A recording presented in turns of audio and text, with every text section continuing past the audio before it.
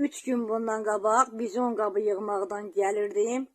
Gördüm ki, Seymurdur, Dədəliği Maisdir, bir də aşağı başın baş narkomanı Canı 1995-ci il təvəllüddür. Əlağalı Şahin Vaqifoğludur. Oturublar Kamaz Sabirin evinin dalındakı vagonun qabağında küləyirlər fıskırtırlar. Məni görüb qaçıb girdilər qəbristanlığa.